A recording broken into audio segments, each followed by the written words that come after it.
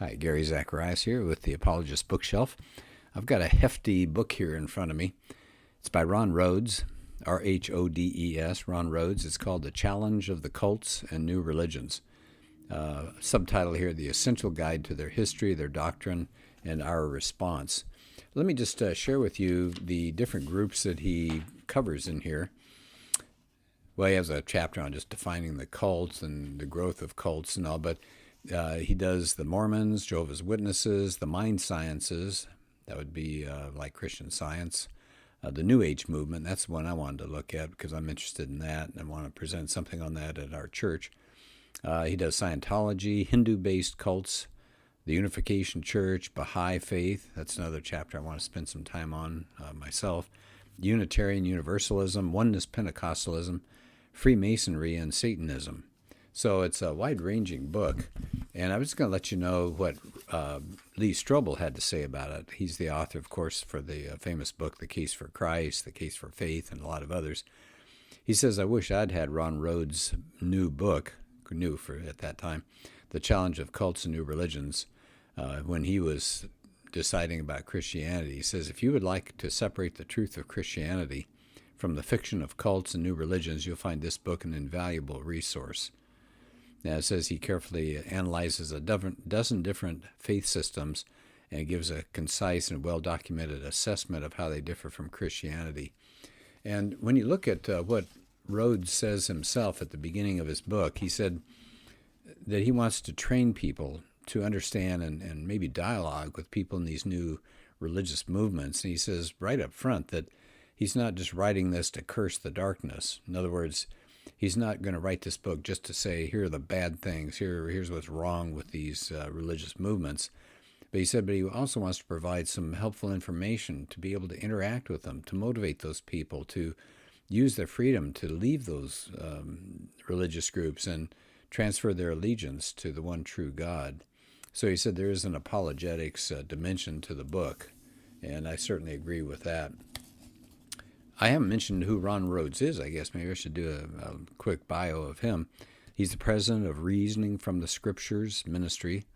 He teaches cult apologetics. He was a researcher at Christian Research Institute. He was the associate editor of that magazine coming out of that, Christian Research Journal. He's an author of more than 20 books, and he's been on all sorts of radio and television shows. So he's got the background, really powerful background. Well, like I said, I want to do this podcast on the New Age movement because I find that fascinating. I guess because it's kind of murky and hard to pin down, so it's not cut and dried. He says it's probably the fastest growing alternative belief system in the country. And he uses an estimate from some sociologists that as many as 12 million Americans are actually active participants in the movement, and another 30 million are avidly interested. Well, you add those two numbers up, we've only got 300 plus million people in this country. You're talking about more than 1 in 10 being involved in this. It says if you could get all those people into some church-like organization, it'd be the third largest religious denomination in America. Now that's odd because I'll admit that I don't run across myself people who say, oh yeah, I'm part of a New Age movement. I just don't see that. But apparently this is much wider spread than I estimated.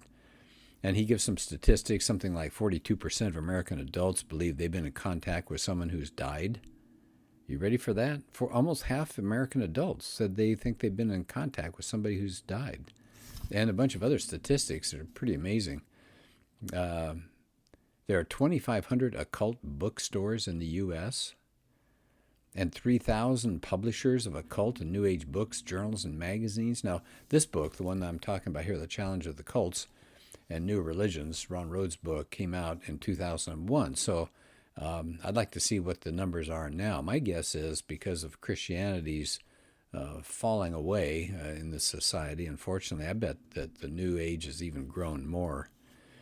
Okay, so he says it's not really a cult. He said those are exclusivistic groups made up of individuals that buy into a set of uniform beliefs, and there's a rigidly defined organizational structure, but you don't see that with the New Age group. So he says that's not right to call them a cult. They're a movement. He said they're multifaceted. That's distinct and diverse when it comes to their beliefs and practices. So he said if you're a New Ager, you don't have to join a particular organization or confess a certain creed or anything like that.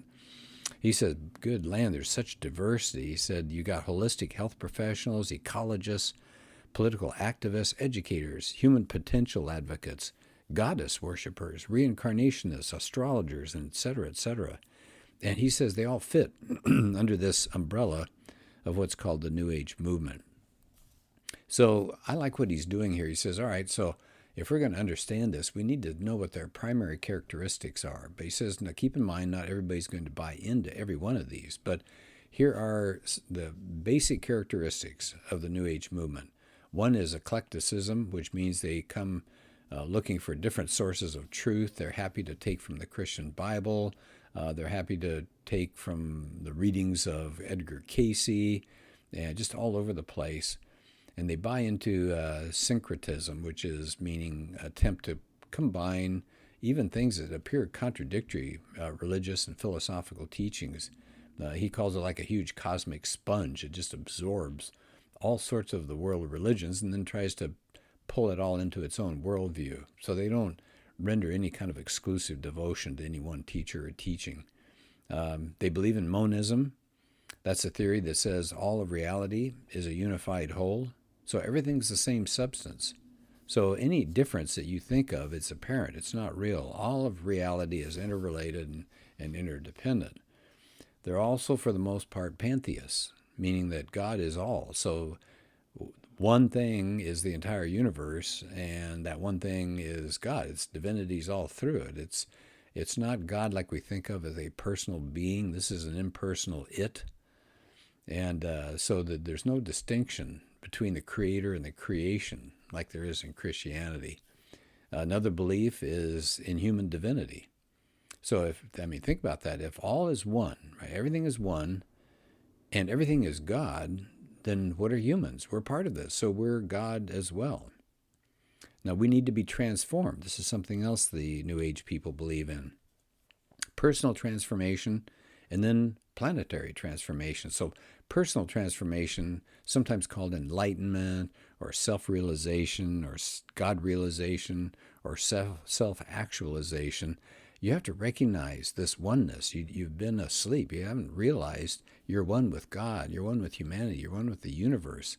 We have this illusion, they say, of human limitation, and we've forgotten our true divine identity. And then, of course, there's going to be, they believe, planetary transformation as well. If you get enough people involved in this, it'll overwhelm and take over the entire world and change things big time. They also believe in ecology.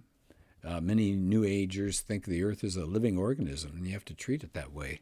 And so that's very popular these days. They also believe that there's a new world coming. There's a utopian world coming, a one-world government, global socialism, a New Age religion.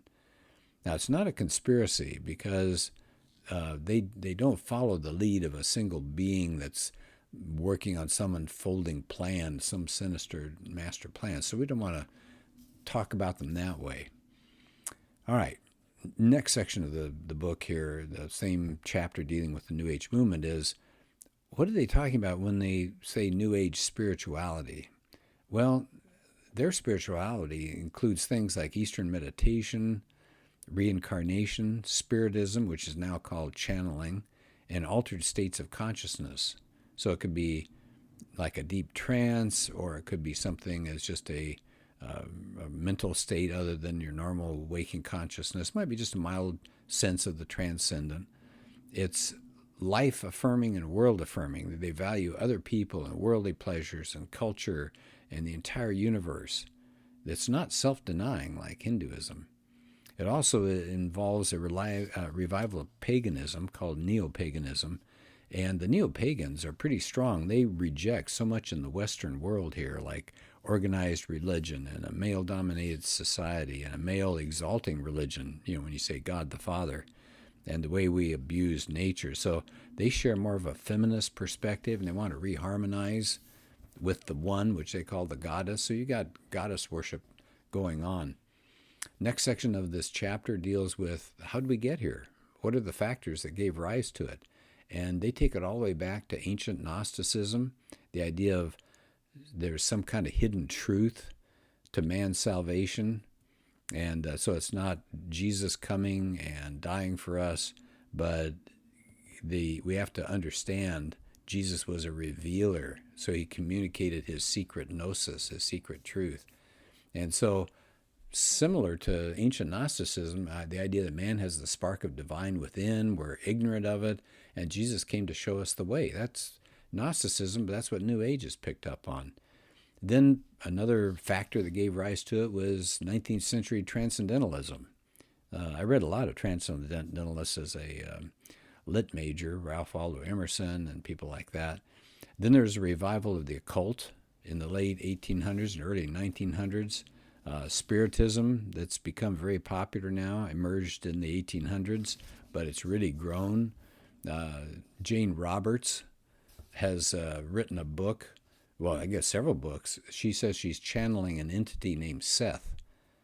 And then astrology is a big thing, and they believe that we're moving from the age of Pisces, that was intellectual man, into the Aquarian age, the age of spiritual man.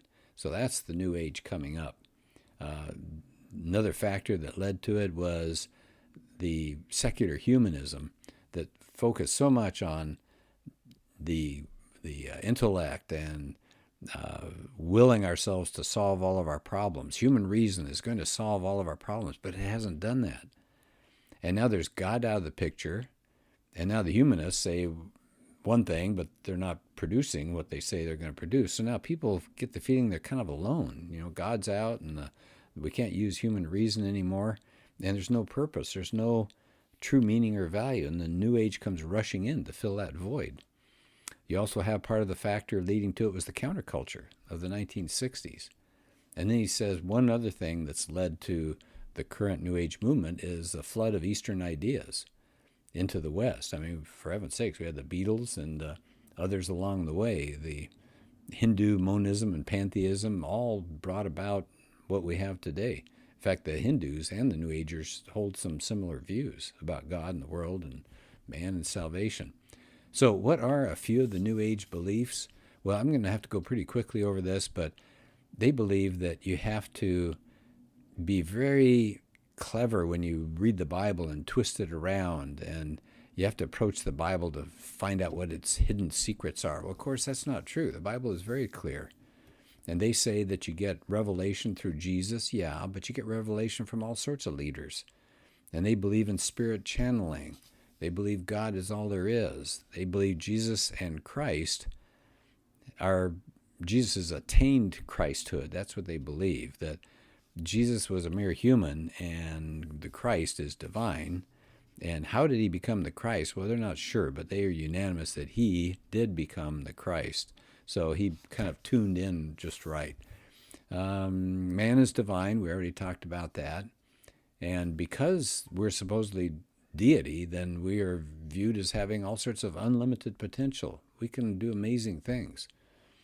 Now, what's sin? Well, sin for the New Ager, there is no such thing. That's just ignorance. We just don't understand. And so there's no talk of salvation. Jesus didn't die on the cross to provide salvation from sin. Why did he die? Well, some New Agers say that there was so much bad karma that the planet was in danger of self-destruction. So that balanced the karma out. But so man doesn't have a sin problem, but he's got a perception problem. He doesn't remember, doesn't recognize that he's divine. One quote is, "We are all manifestations of Buddha consciousness, of Christ consciousness, only we don't know it." So we've got to be enlightened. We've got to have that self-realization happen to us. They believe in reincarnation for the most part until the soul finally reaches a state of perfection. One New Ager said, reincarnation is like show business. You just keep doing it until you get it right. Well, then he has a section at the end here, and I won't spend much time on this also because I just don't want to have this overwhelmingly long. I just want you to let you know how much information is in this chapter. It's amazing. The last part is challenging New Age beliefs, that their esoteric ideas are unreliable, that the world religions don't teach the same basic truths. I've done a talk on that. I mean, that's just absolute nonsense to say all the religions are leading you to the same conclusion. No. I mean, think about this. Jesus says there's one personal God. He's triune. Muhammad says there's only one God, but God can't have a son. Confucius was polytheistic. Krishna believes in polytheism and pantheism. Zoroaster said there's a good God and a bad God. And Buddha said there's nothing really important about the concept of God. So they have contradictory views about God, and they would go right down the list. God and Jesus and salvation and heaven and good works. I mean, they differ on huge issues, not minor things. So to me, that's an amazing thing to get into with a New Age person, is this idea that all religions are pretty much the same. He points out that God condemns spiritistic revelations. This pantheistic view of God is untenable. I mean, think about that. It contradicts common sense. If all is God, that's pantheism. If all is really God, then there's no difference between myself and anything else in the world. And if there's no difference, why am I calling myself myself?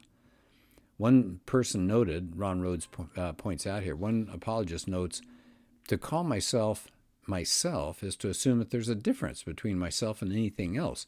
Common sense tells me that I am different from others. I agree. I mean, you've got to fight common sense if you want to get into the New Age movement. Something else here about the problem of evil. This is huge.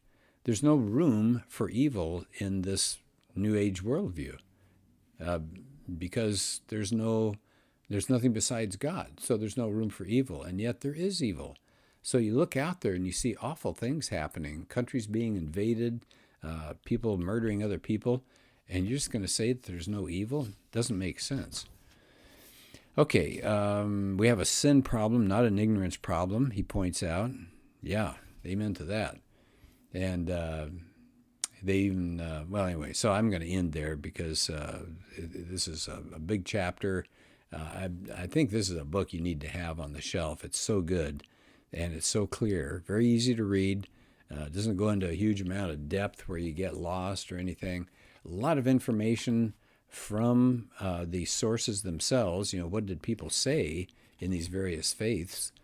And then a big section at the end there, bibliography, where he got all of his information. And again, just rich material here, something for everybody.